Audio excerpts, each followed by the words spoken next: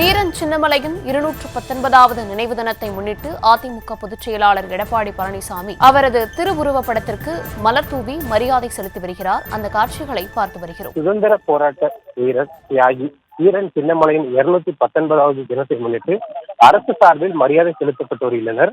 குறிப்பாக அதிமுக பொதுச் செயலாளர் எடப்பாடி பழனிசாமியும் சட்டமன்ற எதிர்க்கட்சித் தலைவருமான எடப்பாடி பழனிசாமி தற்போது சங்ககிரி கோட்டை பகுதியில் உள்ள அவரது நினைவு தூண் மற்றும் புகைப்படத்திற்கு அஞ்சலி செலுத்தி மரியாதை செலுத்தி வருகிறார்.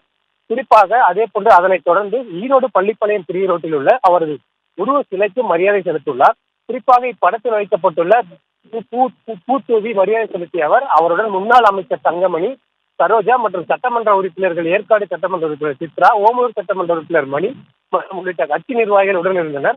தற்போது இதனைத் தொடர்ந்து பள்ளிப்பாளையம் ஈரோடு பிரிவு ரோட்டில் உள்ள அவரது திருவுருவ சிலைக்கு மாலை அணிவித்து மரியாதை செலுத்தியுள்ளார்.